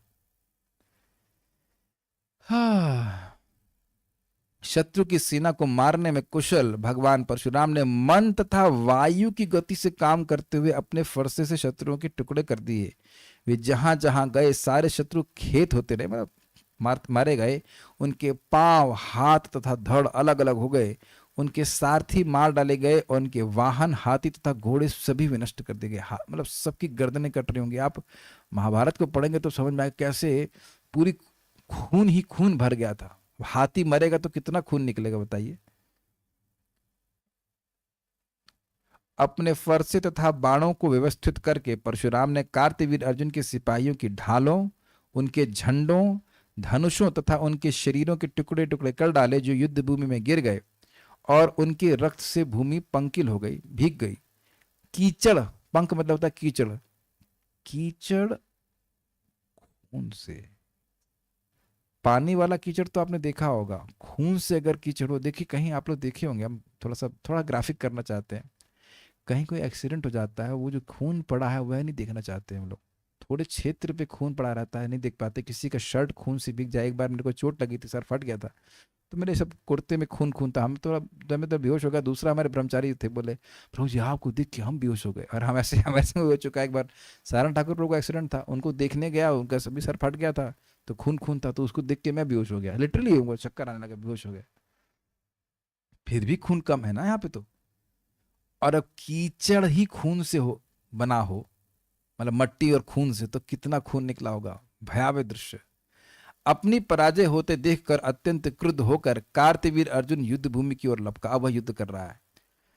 तब कार्तवीर अर्जुन ने परशुराम को मारने के लिए 1000 भुजाओं में एक साथ 500 धनुषों पर बाण चढ़ा लिए। तो समझ में आ रहा है ना कि एक बाण, धनुष बाण के लिए 2 हाथ लगते हैं, तो 1000 से डिवाइड कीजिए 2 को, कितना आएगा 500 धनुष बाण। और आप समझने का प्रयास कीजिए, वो धनुष बाण नहीं जो आप दिवाली में लेकर खेलते थे समझ रहे हैं, छोटे वाले वो वाले नहीं, लाइक रियली स्ट्रॉन्ग वंस, बड़े बड़े। किंतु श्रेष्ठ लड़ाकू भगवान परशुराम ने एक ही धनुष से इतने बाण छोड़े कि कार्तवीर अर्जुन के हाथों के सारे धनुष तथा बाण तुरंत कटकर टुकड़े टुकड़े हो गए। दैट मीन्स यहां से हम समझ रहे हैं एटलीस्ट 500 बाण एक साथ। आप जरा विचार कीजिए, वो ऐसे पूरा एक सजा हुआ लग रहा है, 500 उसके हाथ में 500 जो है धनुष सेट हैं और एक साथ छोड़े ज़ुज़ करके, तो 500 बाण आ रहे हैं, उनको काटना पड़ेगा नहीं? अरे महाभारत नहीं देखा आप लोग ने? डिंग डिंग करके बाण नहीं लड़ते थे? तो हमको तो बचपन में ही याद है, वही देखते थे। तो सारे 500 बाणों को काटना, उसके बाद इससे पहले कि वो दोबारा संधान करे, संधान मतलब बाण चढ़ाए, फिर उससे पहले सारे उसके बाण सारे धनुष काट देना और बाण भी काट देना। तो चलाओ कैसे? जब कार्तवीर अर्जुन के बाण छिन्न भिन्न हो गए तो उसने अपने हाथों से अनेक वृक्ष तथा पर्वत उखाड़ लिए और वह फिर से परशुराम जी को मारने के लिए उनकी ओर तेजी से दौड़ा। किंतु परशुराम ने अपने फरसे से अत्यंत वेग से कार्तवीर अर्जुन की भुजाएं काट लीं, जिस तरह कोई सर्प के फनों को काट ले। तलवार से सर्प के फन काटने को दिक्कत नहीं, खटखट जैसे आप लोग लौकी काटते हैं ना, से काट दिए। लौकी तो काटा होगा, उसे तो कुछ काटा नहीं होगा, इसलिए लौकी का एग्जाम्पल दे रहे हैं। ये तुरई लगती है ना सर्प जैसी, उसे ऐसे काट दिया। तत्पश्चात परशुराम ने बाह कटे कार्तवीर अर्जुन के सिर को पर्वत श्रृंग के समान काट लिया। जब कार्तवीर अर्जुन के 10,000 पुत्रों ने अपने पिता को मारा गया देखा तो वे सब डर के मारे भाग गए। तब शत्रु का वध करके परशुराम ने कामधेनु को छुड़ाया, जिसे काफी कष्ट मिल चुका था, और वे उसे बछड़े समेत अपने घर ले आए तथा उसे अपने पिता जमदग्नि को दे दिया। तो अब आप देखेंगे कि भाई गाय छीनने पे इतना मार काट कर दिए। आप जानते हैं कि ये ब्राह्मणों के द्रोही जो एटीट्यूड था वो गड़बड़ था, और इसका मतलब है कि एटीट्यूड गड़बड़ ही था। जब ब्राह्मणों के प्रति अपराध कर रहा है तो फिर बाकी का तो सम्मान कर ही नहीं सकता ना, इसलिए वो काट के खत्म करे। परशुराम ने कार्तवीर अर्जुन के वध संबंधी अपने कार्यकलापों का वर्णन अपने पिता तथा भाइयों से किया। इन कार्यों को सुनकर जमदग्नि अपने पुत्र से इस प्रकार बोले, हे वीर, हे पुत्र परशुराम, तुमने व्यर्थ ही राजा को मार डाला, क्योंकि वह सारे देवताओं का मूर्त रूप माना जाता है। इस प्रकार तुमने पाप किया है। हे पुत्र, हम सभी ब्राह्मण हैं और अपनी क्षमाशीलता के कारण जन सामान्य के लिए पूज्य बने हुए हैं। इस गुण के कारण ही इस ब्रह्मांड के परम गुरु ब्रह्मा जी को उनका पद प्राप्त हुआ। हम लोग ब्राह्मण हैं, हमें सहन करना चाहिए। लेकिन क्षत्रिय सहन नहीं करते हैं। आगे आप सुनेंगे कि ध्रुव महाराज भी सहन नहीं कर रहे थे। 5 साल के बच्चे को तो कुछ भी बोल दिया जाता है, क्या ध्यान देता है, लेकिन सहन नहीं हो रहा था। नहीं, मुझे भगवान विष्णु का राज्य चाहिए, मुझे हेल्प कर सकते हो ठीक है, नहीं तो हट जाओ, ऐसे करके बोलते हैं। क्षत्रिय सहन नहीं कर सकते। क्षत्रिय बाण सहन कर सकते हैं, लेकिन अपमान नहीं सहन कर सकते। ब्राह्मणों का कर्तव्य है कि वे क्षमाशीलता के गुण का संवर्धन करें, क्योंकि वे सूर्य के समान तेजवान हैं। भगवान हरि क्षमाशील व्यक्तियों से प्रसन्न होते हैं। तो यहाँ पे आगे, हे प्रिय पुत्र, एक सम्राट का वध ब्राह्मण की हत्या से भी अधिक पापमय है। क्यों है उसकी व्याख्या आगे चली जाएगी, लेकिन अभी छोड़ दीजिए, इतना बात सुन लीजिए। किंतु अब यदि तुम कृष्ण भावना भावित होकर तीर्थ स्थानों की पूजा करो तो इस महापाप का प्रायश्चित हो सकता है। तो अब चैप्टर नंबर 16 शुरू होता है, अभी खत्म नहीं हुआ है। अब कहाँ है? परशुराम जी चले गए तीर्थ भ्रमण में। अब क्या होगा आप जरा देखिए। आज पूरी मूवी देख लीजिए, है ना, भाग 2 भी देख लीजिए, पता नहीं आगे हम लोग सुनेंगे कि नहीं। सुखदेव गोस्वामी ने कहा, हे महाराज परीक्षित, हे कुरुवंशी, जब भगवान परशुराम को उनके पिता ने आदेश दिया तो उन्होंने तुरंत ही कहते स्वीकार किया, ऐसा ही होगा, हम करेंगे। वे 1 वर्ष तक तीर्थ स्थलों की यात्रा करते रहे। तत्पश्चात वे अपने पिता के आश्रम में लौट आए। ठीक है, एक बार नहीं, अभी पूरी घटना नहीं हुई, सारी ये अभी उनकी मृत्यु तब नहीं हुई जब वो बाहर थे, वापस लौट के आए। ठीक है, अब क्या होता है जरा देखिए। एक बार जब जमदग्नि की पत्नी रेणुका गंगा नदी के तट पर पानी भरने गई तो उन्होंने कमल फूल की माला से अलंकृत तथा अप्सराओं के साथ गंगा में विहार करते गंधर्वों के राजा को देखा। वह गंगा नदी के से जल लाने गई थी, किंतु जब उन्होंने गंधर्व राज चित्ररथ को अप्सराओं के साथ विहार करते हुए देखा तो वह उसकी ओर उन्मुख सी हो गई और ये भूल ही गई कि अग्निहोत्र का समय बीत रहा है, अर्थात उनके पति को यज्ञ करना है। थोड़ा सा उनका इंक्लिनेशन उस तरफ चला गया। तत्पश्चात ये समझकर कि यज्ञ करने का समय बीत चुका है, रेणुका अपने पति द्वारा शापित होने से भयभीत उठी। अतः जब वह लौट कर आई तो वह उनके समक्ष जलपात्र रखकर हाथ जोड़कर खड़ी हो गई। समझ गए कि पति तो समर्थ है, समझ जाएंगे क्या हुआ, तो बस हाथ जोड़कर खड़ी हो गई। मुनि जमदग्नि अपनी पत्नी के मन के पाप को समझ गए। उस समय मन के पाप भी लगते थे उस समय मतलब अभी नहीं लगते हैं, लेकिन इसका मतलब नहीं कि वो करते बैठे हो। अतएव वे अत्यंत कुपित हुए और अपने बेटों से बोले, पुत्रों इस पापनी स्त्री को मार डालो। लेकिन बेटों ने उनकी आज्ञा का पालन नहीं किया। कैसे मार सकते थे माँ को? तब जमदग्नि ने अपने सबसे छोटे पुत्र परशुराम को अवज्ञाकारी भाइयों तथा मानसिक रूप से पाप करने वाली उसकी माता को मार डालने की आज्ञा दी। अद्भुत बात थी। अब इस पे व्याख्या हम कुछ नहीं कर रहे कि क्यों दिया क्या दिया, लेकिन ऐसा दिया। परशुराम ने तुरंत ही अपनी माता तथा भाइयों का वध कर दिया, क्योंकि उन्हें ध्यान तथा तपस्या द्वारा अर्जित अपने पिता के पराक्रम का ज्ञान था। Not to be trade at home, police पकड़ेगी, ये सब जाके देखेंगे। जमदग्नि जी के पास सामर्थ्य बहुत था, वही आज्ञा इस प्रकार की दे सकते थे। सत्यवती पुत्र जमदग्नि परशुराम से अत्यधिक प्रसन्न हुए और उनसे इच्छानुसार वर मांगने के लिए कहा। परशुराम ने कहा, मेरी माता तथा मेरे भाइयों को फिर से जीवित हो जाने दें और उन्हें यह स्मरण न रहे कि मैंने उन्हें मारा था। मैं आपसे इतना ही वर मांगता हूँ। कितना सुंदर बात है ना। नहीं तो जिंदगी भर गया था, तूने गलत काटा था, तुमको जन्म दिया, तू ही मार डाला, ऐसा करके नहीं। अब देखिए कितनी अद्भुत है जमदग्नि।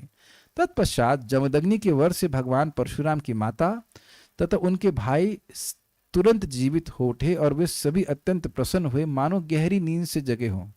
कुछ हुआ ही नहीं, इतने समर्थ हैं जमदग्नि। परशुराम ने अपने पिता के आदेश पर अपने परिजनों का वध कर दिया था, क्योंकि वे अपने पिता के बल, तपस्या तथा विद्वता से परिचित थे। हे राजा परीक्षित, परशुराम की श्रेष्ठ शक्ति द्वारा पराजित कार्तवीर अर्जुन के पुत्रों को कभी सुख नहीं मिल पाए, क्योंकि उन्हें अपने पिता का वध सदैव याद आता रहा। फॉलो कर पा रहे हैं? हमारे पिता को मारा है, हमारे पिता को मारा है। एक बार जब परशुराम वसुमान तथा अन्य भाइयों के साथ आश्रम में जंगल गए हुए थे, तो कार्तवीर अर्जुन के पुत्र अवसर का लाभ उठाकर अपनी शत्रुता का बदला लेने के उद्देश्य से जमदग्नि के आश्रम में गए। वह तीर्थ भ्रमण में नहीं है, जंगल में गए। अब बड़ा इंटरेस्टिंग है। कार्तवीर अर्जुन के पुत्र पाप कृत्य करने के लिए कृत संकल्प थे। निराकारति लिप्सु, इस श्लोक में हमने जो सुना था। अतएव जब उन्होंने जमदग्नि को अग्नि के निकट यज्ञ करते हुए एवं उत्तम श्लोक भगवान का ध्यान करते देखा, तो उन्होंने इस अवसर का लाभ उठाकर उसे मार डाला, गर्दन काट दी। परशुराम की माता तथा जमदग्नि की पत्नी रेणुका ने अपने पति के जीवन की भीख मांगी, किंतु कार्तवीर अर्जुन के पुत्र क्षत्रिय गुणों से रहित होने के कारण इतने क्रूर निकले कि उसकी याचना के बावजूद उन्होंने उसका सिर काट लिया और उसे अपने साथ लेते गए। अब समझ में आ रहा है कि विधिना छाया विधिनोपभृतम, कितना अपमान किया। गर्दन काटी पिताजी की और गर्दन लेके चले गए। अब बताइए परशुराम सहन करने वाले हैं? इसका मतलब था कि अब वह ये सारे लोग मरने के लिए ही उपस्थित हैं। पर उन लोगों को भी अक्ल होनी चाहिए, लेकिन अक्ल थी नहीं कि पिताजी को उनके सामने मार के खत्म कर दिए और तुम अब उनके पिताजी को जान से मार दोगे। गाय छीनने पे तो पिताजी जान से चले गए, तुम उनके पिताजी को जान से मार दोगे, तुम बच पाओगे? लेकिन छाया विधिना उपबृहितम, मृत्यु को भेंट स्वरूप थे, इसलिए मरने के लिए उपस्थित हो गए थे।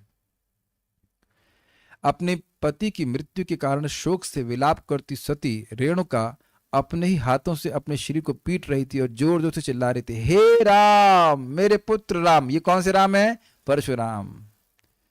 यद्यपि परशुराम सहित जमदग्नि के सारे पुत्र घर से बहुत दूरी पर थे, किंतु जेहू उन्होंने रेणुका को हे राम, हे पुत्र की तेज पुकार सुनी, वे तुरंत आश्रम लौट आए, जहां उन्होंने अपने पिता को मरा हुआ पाया। और कैसे मरा हुआ पाया? गर्दन रहित, सिर से रहित। अब कितना क्रोधित हुए होंगे परशुराम, आप कल्पना नहीं कर सकते। अरे कोई भी व्यक्ति क्रोधित हो जाएगा ऐसे में, परशुराम क्रोधित हो जाए तो कौन सी बड़ी बात है। शोक, क्रोध, अपमान, संताप तथा शोक से ग्रसित जमदग्नि के सारे पुत्र चिल्ला पड़े, हे साधु एवं धर्मात्मा पिता, आप हमें छोड़कर स्वर्गलोक को चले गए। ऐसा हमने सुना है, मैं प्रमाण नहीं दे सकता कि क्योंकि इन्होंने अपनी पत्नी का गर्दन काटने के लिए बोला था, इसलिए उनको भी इसी प्रकार का दुख भोगना पड़ा जमदग्नि को, क्योंकि छोटी सी बात पे इन्होंने ऐसा कर दिया था। लेकिन अभी हम इसको सुने हैं, इसलिए हम कुछ अभी प्रमाण नहीं दे पा रहे। इस प्रकार विलाप करते हुए परशुराम ने अपने पिता का शव अपने भाइयों को सौंप दिया, जलाया नहीं। Point to be noted my Lord, पिताजी के शव को जलाया नहीं। इस जगत में डायलॉग बोलते हैं, हे पिताजी को मैं अग्नि तब दूंगा जब ये कर दूंगा और वो कर दूंगा। जैसे कि अग्नि ने, अर्जुन ने बोला था ना कि मैं तुम्हारे द्रौपदी आंसू तब पोछूंगा जब तुम्हारे बच्चों का हनन करने वाले, मारने वाले के सर को काट के तुम्हारे पास लेके आऊंगा। सुन चुके प्रथम स्कंद में अश्वत्थामा के बारे में बोल रहे थे। ठीक है, तो शव जलाया नहीं गया। किसका शव? जमदग्नि का। उसमें गर्दन थी कि नहीं थी? नहीं थी। मैं जस्ट चेक कर रहा हूं कि आप लोग ध्यान से सुन रहे हैं कि नहीं। अगर ये मूवी देख रहे होते तो आप मूवी छोड़ नहीं पाते। अभी तो सुन रहे हैं। और स्वयं पृथ्वी तल से सारे क्षत्रियों का अंत करने का निश्चय करते हुए अपना फरसा ग्रहण कर। ये सुधरेंगे नहीं, इनको इनको खत्म ही करना होगा, इस भावना को लेकर। हे राजन, तब परशुराम उस माहिष्मती नगरी में गए जो एक ब्राह्मण के पापपूर्ण वध के कारण पहले ही विनष्ट हो चुकी थी। ब्रह्मद्रोह, ब्रह्मद्रोह। इतने महान ब्राह्मण का द्रोह किए थे, अब वो पहले ही सारी नगरी ही नष्ट हो गई थी। हम लोग पहले भी सुन चुके हैं अन्यत्र चैतन्य चरितामृत में अध्याय 3 अंतलीला में कि अगर किसी महान व्यक्ति का अपराध होता है, हरिदास ठाकुर के प्रति अपराध किया, तो पूरा नगर ही ध्वस्त हो जाता है। उन्होंने उस नगरी के बीचों बीच कार्तवीर अर्जुन के पुत्रों के शरीरों से छिन्न किए गए सिरों का एक पर्वत बना दिया। तुम सिर काटोगे हमारे पिताजी का? यानी कि 10,000, हमने सुना 10,000 सिर काट करके उसका पिरामिड बना दिए। कुछ धारणा कर पा रहे हैं? आज तो खतरनाक क्लास हो रही है। उन पुत्रों के रक्त से भगवान परशुराम ने एक विभत्स नदी तैयार कर दी, जिससे उन राजाओं को बड़ा खतरा उत्पन्न हो गया जिनमें ब्राह्मण संस्कृति के प्रति आदर भाव नहीं था। सभी राजा भयभीत हो गए, जितने भी राजा थे। चूंकि सरकार के अधिकारी लोग अर्थात क्षत्रिय पाप कर्म कर रहे थे, अतएव परशुराम ने अपने पिता की हत्या का बदला लेने के बहाने सारे क्षत्रियों का 21 बार पृथ्वी से सफाया कर दिया। त्रिसप्त कृतवा शब्द हमने सुना था। निसंदेह उन्होंने समंत पंचक नामक स्थान पर इन सबों के रक्त से 9 झीलें उत्पन्न कर दी। केवल इन 10,000 लोगों के द्वारा नहीं, पूरे विश्व में जितने क्षत्रिय थे उन सबको पकड़ पकड़ के, पता नहीं ऐसा करते होंगे, पकड़ के ला करके मारते होंगे ना, क्या करते होंगे। सब लोग एक जगह तो नहीं होते होंगे, जैसे मार रहे होंगे। तत्पश्चात परशुराम ने अपने पिता के सिर को मृत शरीर से जोड़ दिया और पूरे शरीर एवं सिर को कुशों के ऊपर रख दिया। वे यज्ञों के द्वारा भगवान वासुदेव की पूजा करने लगे, जो समस्त देवताओं तथा हर जीव के सर्वव्यापी परमात्मा। तो आप कहेंगे पहले क्यों नहीं कर दिया? क्योंकि बहाना कैसे मिलता मारने का? जब इतना सामर्थ्य था कि जोड़ देते फेविकोल की तरह, तो पहले ही जोड़ देना चाहिए था, लेकिन पहले नहीं जोड़े। यज्ञ समाप्ति पर परशुराम ने पूर्व दिशा होता को, दक्षिणी दिशा ब्रह्मा को, यानी पूरे विश्व को, पूरे जगत को जीत लिए तो अलग अलग ब्राह्मणों को दे रहे हैं। पश्चिमी दिशा अर्धवायु को, अध्वर्यु, उत्तरी दिशा उद्गाता को एवं चारों कोने उत्तर पूर्व, दक्षिण पूर्व, उत्तर पश्चिम तथा दक्षिण पश्चिम अन्य पुरोहितों को दान दे दिए। उन्होंने मध्य भाग कश्यप को तथा आर्यवर्त उपदृष्टा को दे दिया। शेष भाग सदस्यों अर्थात सहयोगी पुरोहितों में बांट दिया। तत्पश्चात भगवान परशुराम ने यज्ञ अनुष्ठान पूरा करके अवभृत स्नान किया। महान नदी सरस्वती के तट पर खड़े समस्त पापों से विमुक्त परशुराम जी बादल रहित आकाश में सूर्य के समान लग रहे थे। और क्या है, इस प्रकार परशुराम द्वारा पूजा किए जाने पर जमदग्नि को अपनी पूर्ण स्मृति सहित पुनः जीवन प्राप्त हो गया और वे 7 नक्षत्रों के समूह में 7वें ऋषि बन गए। हे परीक्षित, अगले मनवंतर में जमदग्नि पुत्र कमल नेत्र भगवान परशुराम वैदिक ज्ञान के महान संस्थापक होंगे। अब फरसा नहीं चलाएंगे वो, दूसरे शब्दों में वे सप्तऋषियों में से एक होंगे। आज भी भगवान परशुराम महेंद्र नामक पहाड़ी प्रदेश में बुद्धिमान ब्राह्मण के रूप में रह रहे हैं। पूर्ण तुष्ट एवं क्षत्रिय के सारे हथियारों को त्याग कर वे अपने उच्च चरित्र तथा कार्यों के लिए सदैव सिद्धों, गंधर्वों एवं चारणों के द्वारा पूजित, वंदित एवं प्रशंसित हैं।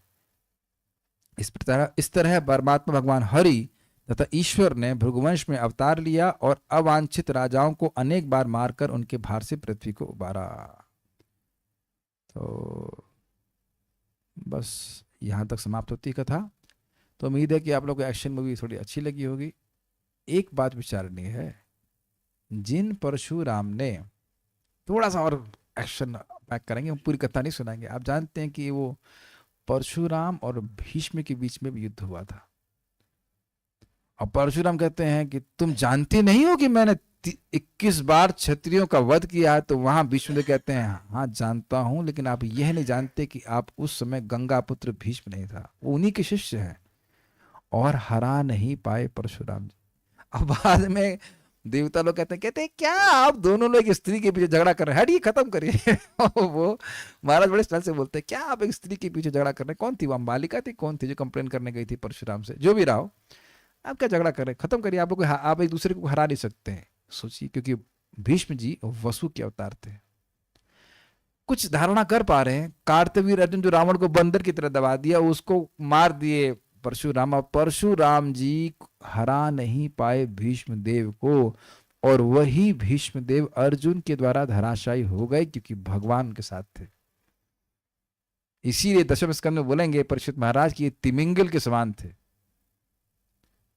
एक पेशेंस है काफी इस तरह की।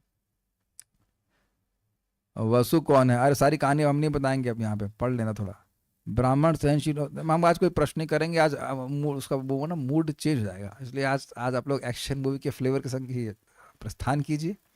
एंड आई थिंक देखिए, भले ही आपने खूब मार काट सुना, लेकिन आप देख रहे हैं मन में प्रसन्नता है कि नहीं। जब मैंने इसको पढ़ा था तुमको बड़ा अच्छा लगा था। आज खराब लोग मरे, हमारे भगवान जीत जाए। Okay, so will stop here. Shrimad Bhagavatam की जय, श्रील प्रभुपाद की जय, रिताई गौर प्रेमानंदे। आज काफी समय हो गया है तो हम लोग पारायण नहीं कर रहे हैं।